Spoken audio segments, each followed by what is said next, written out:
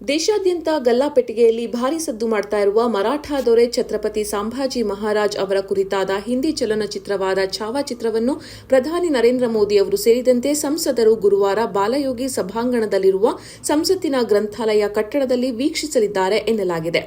ನಟ ವಿಕ್ಕಿ ಕೌಶಲ್, ನಟಿ ರಶ್ಮಿಕಾ ಮಂದಣ್ಣ ಅವರು ನಟಿಸಿರುವ ಛಾವಾ ಚಿತ್ರದ ಕುರಿತು ಪ್ರಧಾನಿ ಮೋದಿ ಅವರು ಇತ್ತೀಚೆಗೆ ಪ್ರಶಂಸೆ ವ್ಯಕ್ತಪಡಿಸಿದ್ರು. ಇದಾದ ಒಂದು ತಿಂಗಳ ನಂತರ ಪ್ರಧಾನಿ ಮೋದಿ ಅವರು ಸಂಸದರೊಂದಿಗೆ ಸೇರಿ ವೀಕ್ಷಿಸಲಿದ್ದಾರೆ. ಈ ವೇಳೆ ಕೇಂದ್ರ ಸಚಿವರಾದ ಅಮಿತ್ ಶಾ, ರಾಜನಾಥ್ ಸಿಂಗ್, ನಿರ್ಮಲಾ ಸೀತಾರಾಮನ್, ಡಾ ಜೈಶಂಕರ್ ಮತ್ತು ಛಾವಾ ಚಿತ್ರತಂಡ ಉಪಸ್ಥಿತರಿರಲಿದ್ದಾರೆ.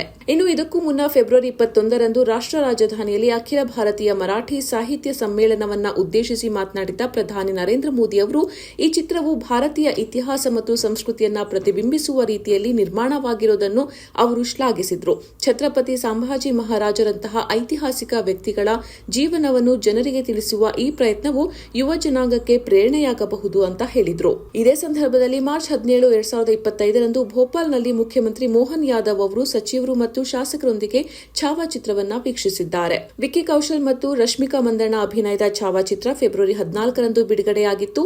ಪ್ರೇಕ್ಷಕರಿಂದ ಅಪಾರ ಮೆಚ್ಚುಗೆಯನ್ನ ಈ ಚಿತ್ರ ಪಡೆದುಕೊಂಡಿದ್ದು, ವಿಕ್ಕಿ ಕೌಶಲ್ ಅವರ ಬಿಗ್ ಹಿಟ್ ಸಿನಿಮಾ ಇದಾಗಿದೆ. ಛತ್ರಪತಿ ಶಿವಾಜಿ ಮಹಾರಾಜರ ಉತ್ತರಾಧಿಕಾರಿ ಸಂಭಾಜಿ ಮಹಾರಾಜರ ಜೀವನ ಕಥೆಯನ್ನು ಆಧರಿಸಿದ ಈ ಚಿತ್ರದಲ್ಲಿ ಮುಖ್ಯವಾಗಿ ಸಂಭಾಜಿ ಮಹಾರಾಜ ಮತ್ತು ಔರಂಗಜೇಬನ ನಡುವಿನ ಭೀಕರ ಯುದ್ಧವನ್ನು ತೋರಿಸಲಾಗಿದೆ.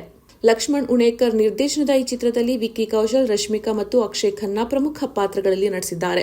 ಅವರ ಅಭಿನಯ ಪ್ರೇಕ್ಷಕರನ್ನು ಚಿತ್ರಮಂದಿರಕ್ಕೆ ಸೆಳೆದಿದೆ. ಜೊತೆಗೆ ಬಹಳ ದಿನಗಳ ನಂತರ ಬಾಲಿವುಡ್ನಿಂದ ಒಳ್ಳೆಯ ಪೀರಿಯಾಡಿಕ್ ಚಿತ್ರ ಬಂದಿದೆ ಅಂತ ಪ್ರೇಕ್ಷಕರು ಮಾತನಾಡಿಕೊಂಡಿದ್ರು. ವಿಕ್ಕಿ ಕೌಶಲ್ ಹಾಗೂ ರಶ್ಮಿಕಾ ನಟನೆಯ ಛಾವಾ ಚಿತ್ರದ OTT ಬಿಡುಗಡೆಗಾಗಿ OTT ಪ್ರಿಯರು ಕಾತುರದಿಂದ ಕಾಯ್ತಾ ಇದ್ದಾರೆ. ಅದರಂತೆ ಮೂಲಗಳ ಪ್ರಕಾರ ಈ ಚಿತ್ರದ ಹಕ್ಕುಗಳನ್ನು ನೆಟ್ಫ್ಲಿಕ್ಸ್ ಪಡೆದುಕೊಂಡಿದೆ ಎನ್ನಲಾಗಿದ್ದು, ವರದಿಗಳ ಪ್ರಕಾರ ಈ ಚಿತ್ರ ಏಪ್ರಿಲ್ 14ರಂದು ಸಿನಿಮಾ ಸ್ಟ್ರೀಮ್ ಆಗಲಿದೆ ಎನ್ನಲಾಗ್ತಾ ಇದೆ.